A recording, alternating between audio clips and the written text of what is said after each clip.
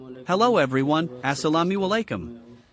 I'm Hamidur Rahman, and welcome back to Indian Brothers React. Today we're checking out a very interesting and important video titled What's Really Happening in Nepal? The Gen Z Revolt Explained by Dhruv Radhi. We're going to see what's going on in Nepal, how the younger generation is reacting, and share our thoughts along the way. So let's jump right into it.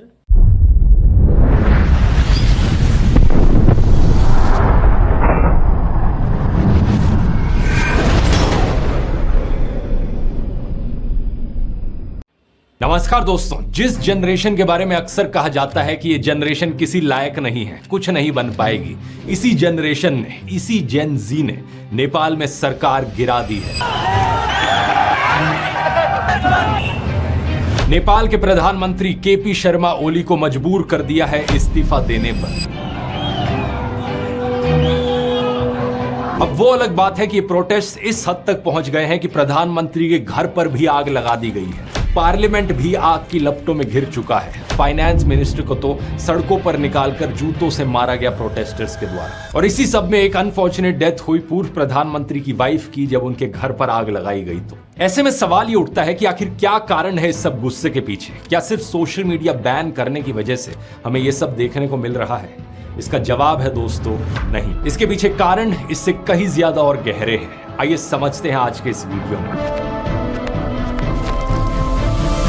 ये बात है 8 सितंबर 2025 की। नेपाल की राजधानी काठमांडू में हजारों लोगों की भीड़ इकट्ठी हुई थी प्रोटेस्ट करने के लिए।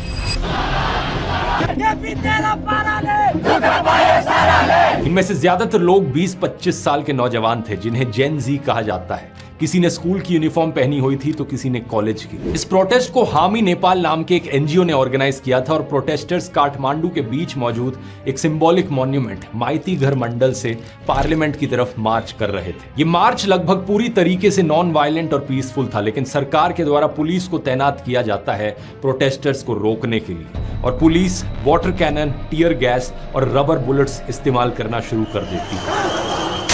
देखते ही देखते पुलिस और प्रोटेस्टर्स के बीच में क्लैश देखने को मिलता है। कुछ प्रोटेस्टर्स पार्लियामेंट कॉम्प्लेक्स के अंदर भी घुस जाते हैं, लेकिन फिर पुलिस जो यहां पर करती है उसे पूरा देश देखकर दंग रह जाता है। पुलिस ओपन फायर कर देती है प्रोटेस्टर्स पर, सीधा लाइव बुलेट्स से। कम से कम 19 प्रोटेस्टर्स यहां पर मारे जाते हैं। 400 से ज्यादा लोग घायल हो जाते हैं। ये कोई रबर बुलेट्स नहीं थी, बल्कि एक्चुअल बुलेट्स थी। मरने वालों में से एक 12 साल का बच्चा भी था। जाहिर सी बात है, इस तरीके की तानाशाही देखकर कोई भी चुप नहीं बैठना चाहेगा। जैसे ही ये खबर फैलती है जनता में, और लोग सड़कों पर आ जाते हैं प्रोटेस्ट करने के लिए। प्रोटेस्टर्स की संख्या बड़ी तेजी से बढ़ जाती है। पूरी की पूरी सड़क लोगों से घिर जाती है। सरकार कंट्रोल बनाए रखने के लिए दोपहर के 3:30 बजे कर्फ्यू लगाने की कोशिश करती है, लेकिन फिर भी कुछ नहीं होता। प्रोटेस्ट और बढ़ते जाते हैं। काठमांडू के अलावा पोखरा, बुटवल, भरतपुर और दमक जैसे शहरों में भी प्रोटेस्ट होने लगते हैं। इन प्रोटेस्ट के होने के पीछे एक कारण, जिसकी सबसे ज्यादा बात की गई है मीडिया में, वो है सोशल मीडिया एप्स पर बैन लगाया जाना नेपाल में। असलियत में दोस्तों ये एक कारण जरूर है, लेकिन इससे बड़े कहीं ज्यादा और कारण है, जैसे कि करप्शन, सरकार की मिस गवर्नेंस, बढ़ती बेरोजगारी और सरकार में बैठे मंत्रियों का नेपोटिज्म। इन सब की आगे बात करते हैं, लेकिन पहले सोशल मीडिया वाले पॉइंट पर आए तो नवंबर 2023 में सोशल मीडिया कंपनीज को ministry of communication and information technology के पास मैंडेटरी रजिस्ट्रेशन कराने और लोकल प्रेजेंस एस्टैब्लिश करने को कहा गया था। नेपाल की सरकार ने कहा था कि ये hate speech, fake news, fraud और बाकी क्राइम को रोकने के लिए जरूरी है, इसलिए हम ऐसा कर रहे हैं। सरकार ने इस चीज को लेकर 5 पब्लिक नोटिस भी दिए बाद में, लेकिन 5 सोशल मीडिया प्लेटफॉर्म्स को छोड़कर किसी बड़े प्लेटफॉर्म ने रजिस्ट्रेशन नहीं कराया। जिन कंपनीज ने रजिस्ट्रेशन कराया उनमें सिर्फ एक बड़ा नाम शामिल था, चाइना का टिकटॉक। इसी बीच नेपाल के सुप्रीम कोर्ट ने भी अपने ऑर्डर में सरकार को रजिस्ट्रेशन ना कराने वाले सोशल मीडिया प्लेटफॉर्म्स को बैन करने की अनुमति दे दी थी। फिर इसी साल 28 अगस्त की बात है, सरकार सोशल मीडिया प्लेटफॉर्म्स को कहती है कि 3 सितंबर तक खुद को रजिस्टर कराओ, नहीं तो बैन लगा दिया जाएगा। लेकिन ज्यादातर सोशल मीडिया कंपनीज ने ऐसा नहीं किया और इसी कारण से 26 सोशल मीडिया प्लेटफॉर्म्स देश से बैन हो गए। Facebook, Instagram, WhatsApp, YouTube, Snapchat और ट्विटर जैसे लगभग सभी बड़े सोशल मीडिया प्लेटफॉर्म्स इसमें शामिल थे, एक्सेप्ट टिकटॉक। प्रोटेस्टर्स का कहना है कि सरकार ने सिर्फ इसलिए किया था ताकि वो सोशल मीडिया प्लेटफॉर्म्स को कंट्रोल कर सके और जनता की आवाज दबा सके। Social media banned by the government extremely, it is against our freedom of speech, and they want to control us just like a dictator. Social media पर बहुत से वीडियोस वायरल हो रहे थे जो सरकार में करप्शन और नेपोटिज्म को एक्सपोज कर रहे थे। सरकारी मंत्रियों के नेपो किड्स और उनके लैविश लाइफस्टाइल्स को एक्सपोज किया जा रहा था। असल में नेपाल की यंग पॉपुलेशन में करप्शन, बेरोजगारी और इकोनॉमिक इनइक्वालिटी को लेकर बहुत ज्यादा गुस्सा है। 2024 में नेपाल में यूथ अनएम्प्लॉयमेंट रेट 20.82% पर था। सोचकर देखो, हर 5 में से 1 नौजवान बेरोजगार। यहाँ नई जॉब्स बहुत कम क्रिएट हो रही हैं और लोगों को जॉब्स ढूंढने के लिए दूसरे देशों में माइग्रेट करना पड़ रहा है। हालत इतनी खराब है कि हजारों लोग तो केवल पैसे के लिए रशिया यूक्रेन वॉर तक में लड़ने चले गए। सही सुना आपने दोस्तों। फरवरी 2024 तक नेपाल के लगभग 15,000 से ज्यादा लोग रशियन मिलिट्री को ज्वाइन कर चुके थे। यहाँ इन लोगों को कुछ हफ्ते की ट्रेनिंग के बाद ही फ्रंट लाइंस पर लड़ने के लिए भेज दिया जाता है। सबैजनालाई नमस्ते छ। म चाहिँ यता रसियामा आएको 2 महिना पुरा भयो लगभग। अनि मैले चाहिँ रसियामा आएर चाहिँ धेरै दुःख पाएँ। मैले त्यही नै हो। अनि त्यहाँ चाहिँ धेरै गाह्रो छ हामीलाई सर्भाइभ गर्नको लागि।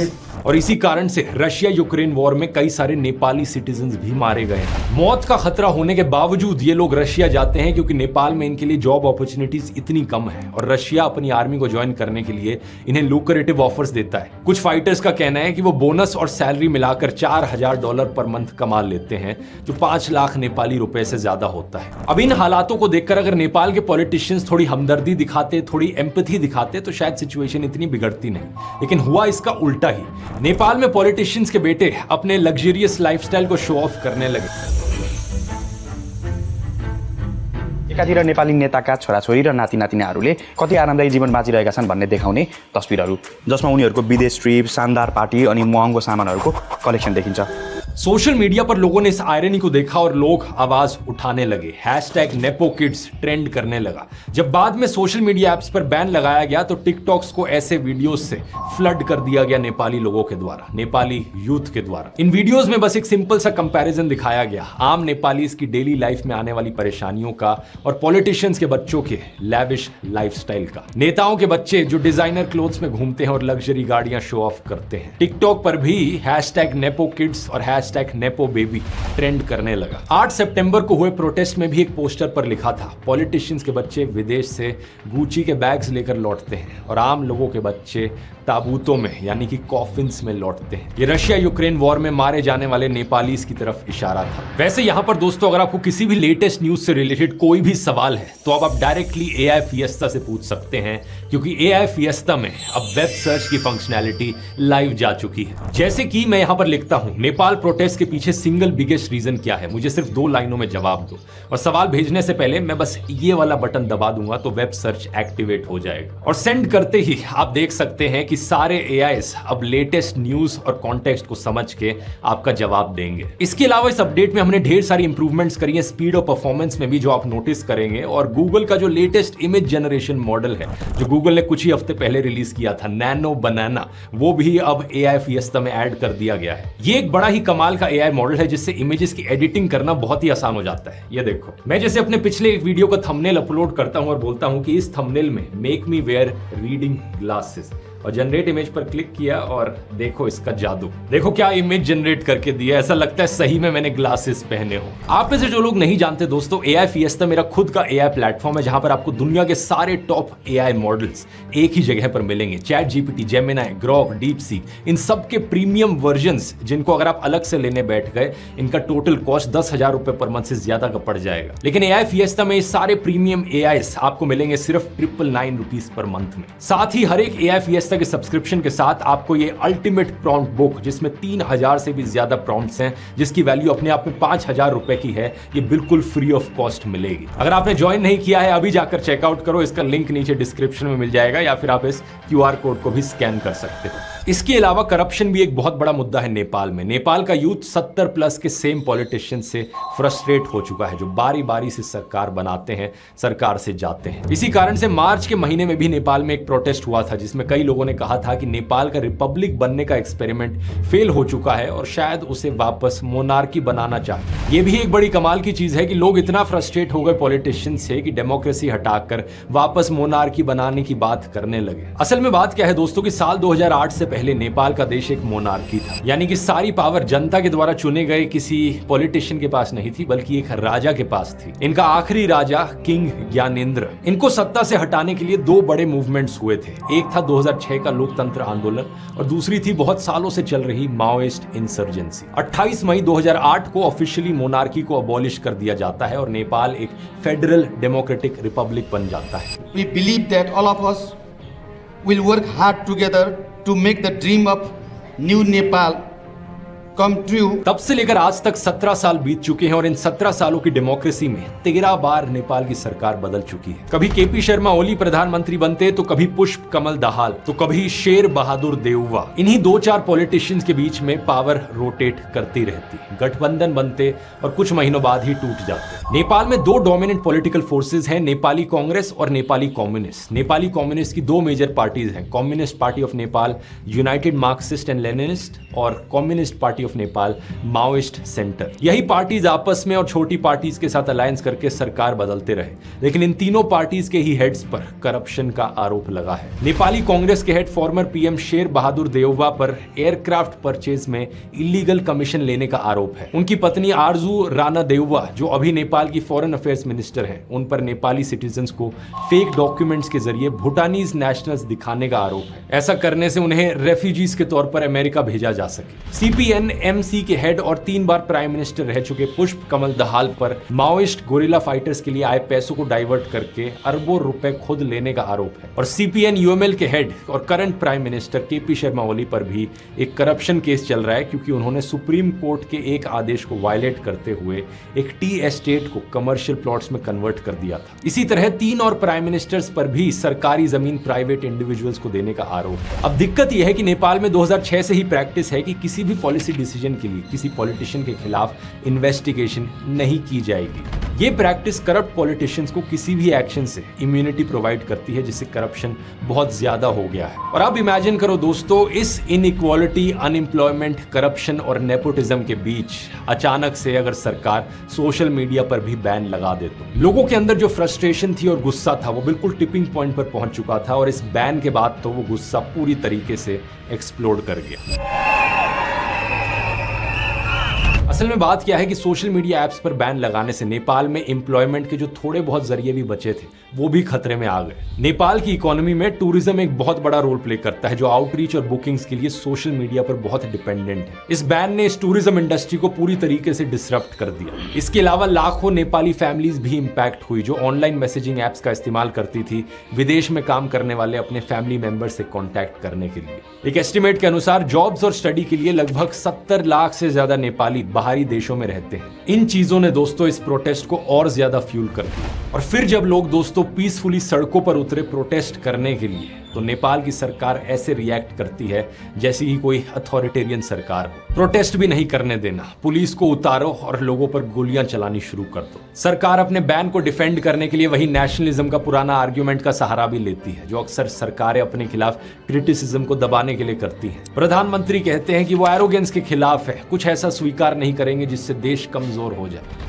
लेकिन अंत में इस सरकार को प्रोटेस्टर्स के आगे झुकना पड़ा। पहले होम मिनिस्टर ने मॉरल ग्राउंड्स पर इस्तीफा दे दिया और सोशल मीडिया एप्स पर लगा बैन हटा दिया गया। लेकिन इसके बाद भी प्रोटेस्टर्स शांत नहीं हुए। प्रधानमंत्री और राष्ट्रपति के घरों पर भी आग लगा दी जाती है, यहां तक कि ऑपोजिशन लीडर के घर पर भी आग लगा दी जाती है। आर्मी को हेलीकॉप्टर्स का इस्तेमाल करके मंत्रियों और अफसरों को इवैक्यूएट करना पड़ता है। फाइनली जाकर 9 सितंबर लगभग 2 बजे प्रधानमंत्री केपी शर्मा ओली भी इस्तीफा दे देते हैं।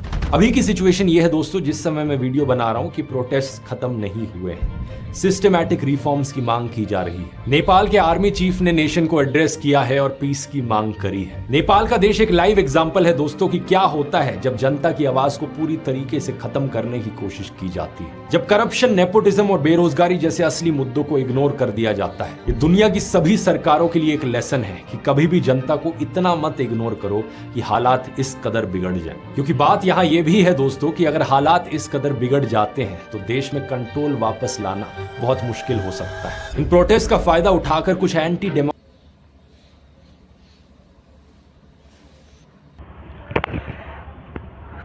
वीडियो तो काफ़ी इंटरेस्टिंग था दोस्तों।